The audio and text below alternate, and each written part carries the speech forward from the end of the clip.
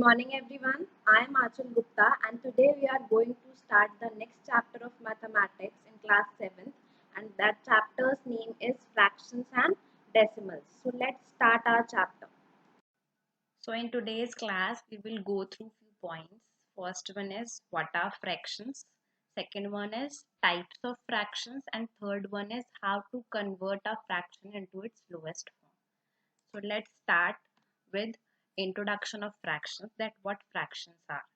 Basically, fraction is a part of a whole thing.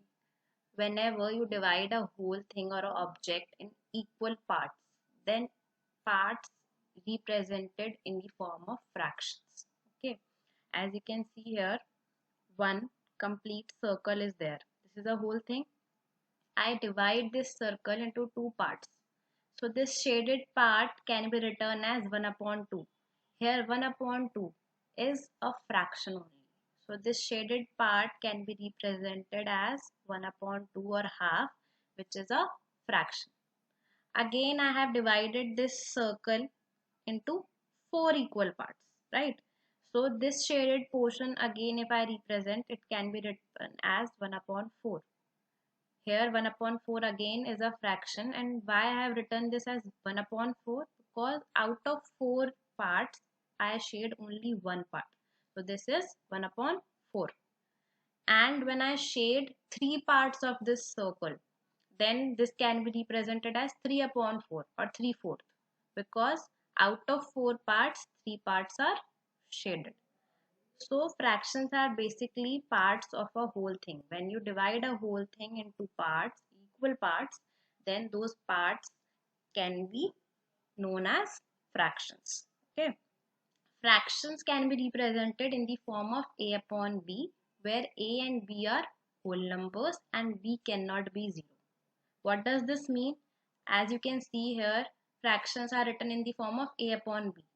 1 upon 2, 1 upon 4, 3 upon 4. Okay, and this a and b are known as numerators and denominator. Here you see number above the line is known as numerator, and number below the line is known as denominator. In denominator we write total number of parts, whole parts. Okay, and in numerator we write the number of parts you have. For example, here I have written 4 in denominator. Why? Because 4 equal parts are there. And I have written 1 in numerator because only one part is shaded. Okay, so fraction can be written in the form of a upon b. Here a is a numerator, that means number above the line, and b is denominator, that means number below the line. And denominator cannot be 0, because if denominator is 0, its value is not defined. And both these numerator and denominator should be whole numbers only. What whole numbers are? Numbers starting from 0 and goes up to infinity. That means all positive numbers including 0, right? Here some more examples are there of fractions only. 7 upon 8, 5 upon 9, 6 upon 23, and many more examples are there that you can write. Okay, our next topic is types of fractions. You must have studied different types of fractions. We will start with proper fractions. Proper fractions are those fractions in which numerator is smaller than denominator.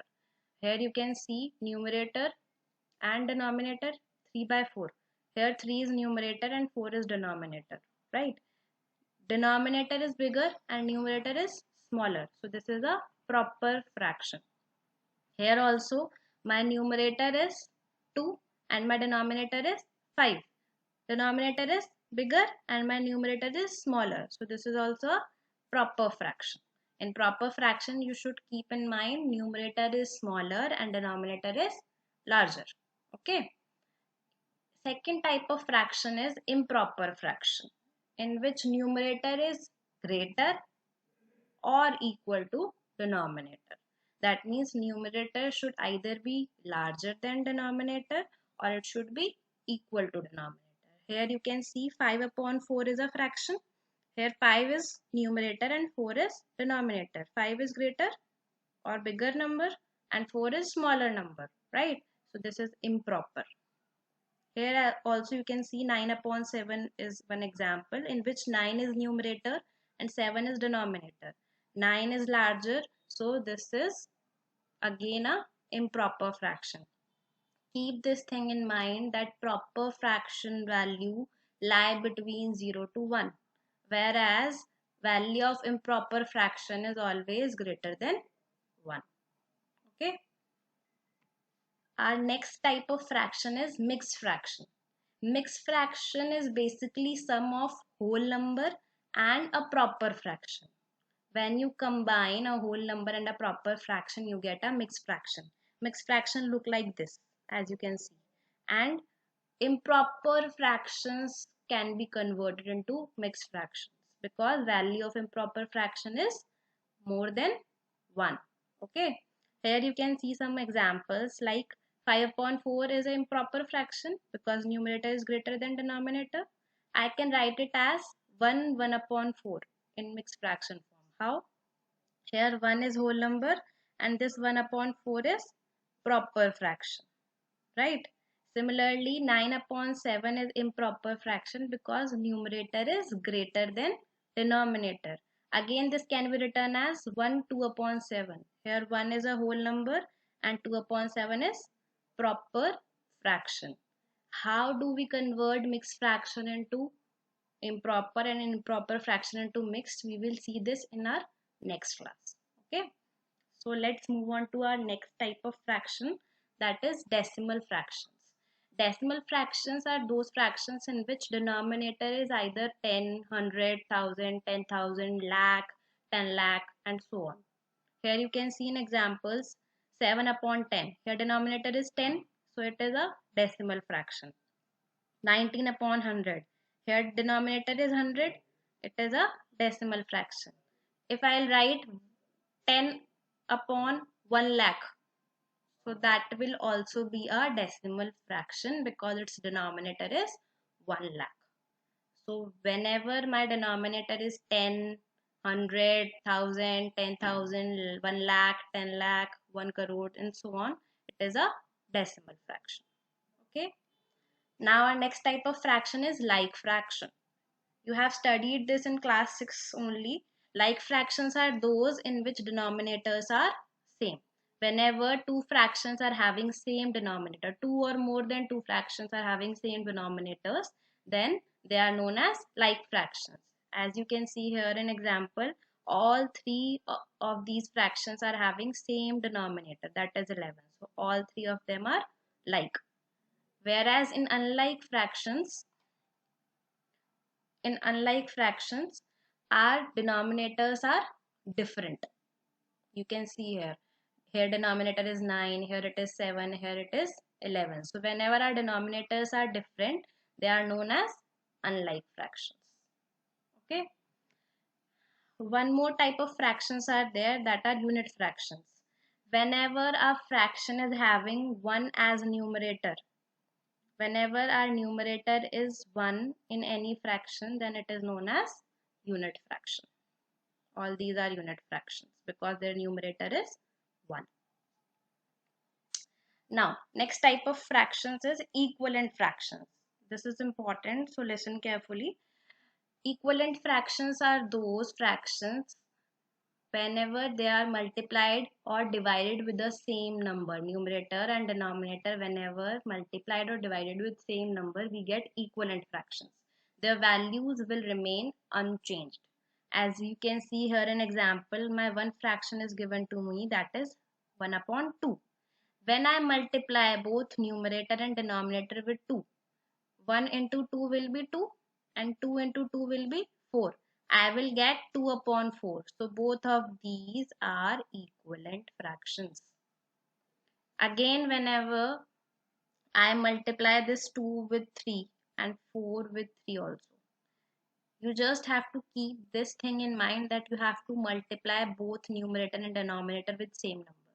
You can multiply it with any number, but it should be same in numerator and denominator. Okay, so you will get a equivalent fraction. Here you multiplied both numerator and denominator with 3, so you get 6 upon 12. So all three, 1 upon 2, 2 upon 4 and 6 upon 12, All three of them are equivalent.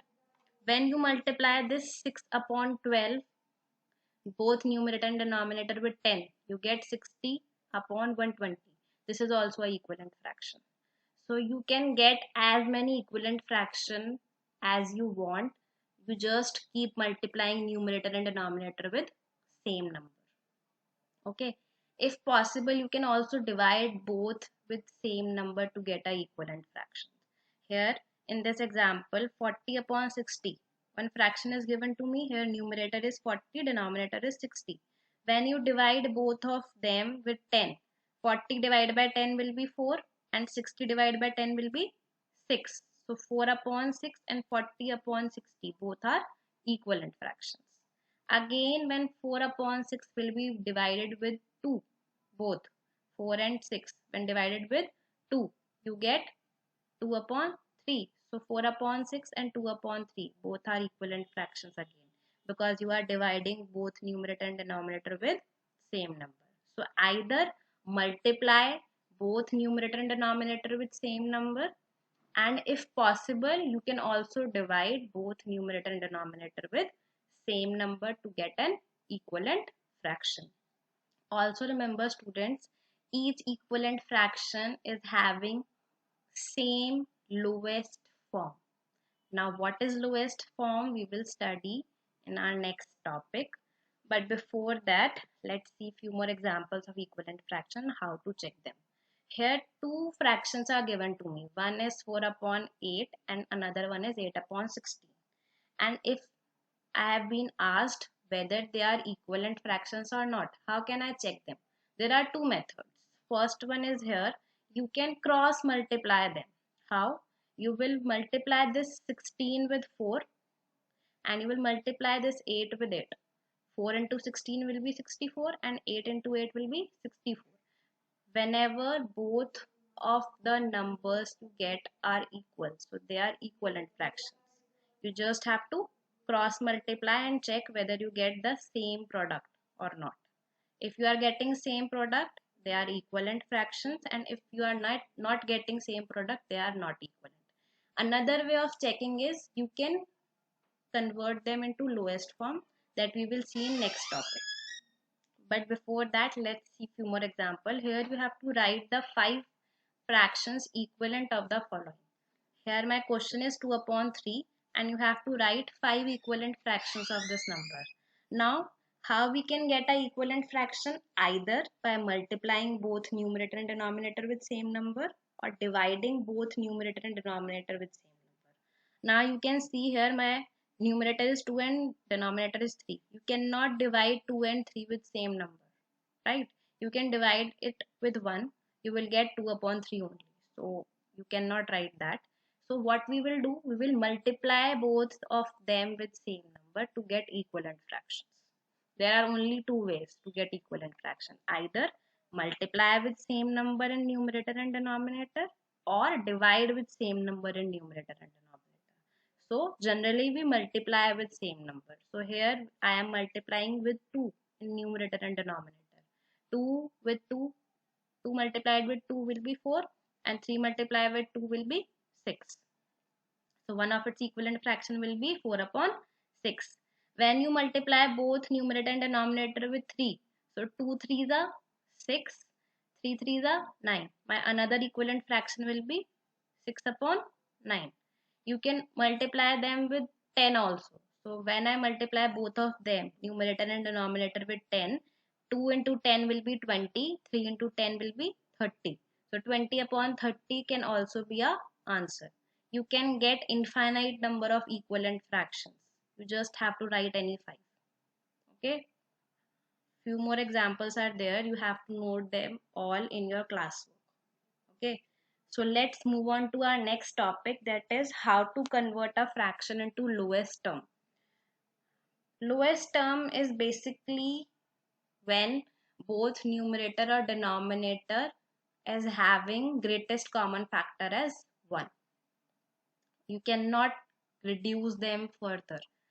Okay, so how to convert a fraction into its lowest form? You have to just keep on dividing both numerator and denominator until you get don't get any common factor. For example, here 24 upon 40 is a question and you have to write it simplest form. So you can see here 24 and 40 both can be divided with 2. 24 and 40 both are having 2 as their common factor. So when I divide 24 with 2, I'll get 12. When I divide 40 with 2, I'll get 20. Okay, but is it their simplest or lowest form? No, because 12 and 20 again can be converted into lowest form. 12 and 20 both come in the table of 2 or 4. Okay, so try to divide the numerator and denominator with highest common factor that can be possible. 24 and 40, you can find their HCF and you can divide them with their HCF. Their HCF will be 8. So when I divide them with 8, both of them with 8, you will get 3 upon 5. So 3 upon 5 will be their lowest form because 3 and 5 does not have any common factor. Okay. You can also do that in this way, that when question is given to you 24 upon 60, what you will do, you will do prime factorization of this number and you will write all its prime factors. Similarly, you will write all the prime factors of 60. Okay, now you can cut the common prime factors. Here I can cut 2 with 2, this 2 with this 2, and this 3 with this 3. So what will be remaining? 2 in numerator and 5 in denominator. So its simplest form will be 2 upon 5. You can do this way also. Okay, one more example we will take here. As you can see, I have to write the simplest form of 24 upon 108. So firstly, I will divide them with 2 only because 2 is their common factor, or you can say they both come in the table of 2. So when I divide them with 2, it will become 24 and it will become 54. Again, both of these numbers are divisible by 2. Okay, so I will divide it with 2, it will become 6, and when I divide it with 2, it will become 27, right?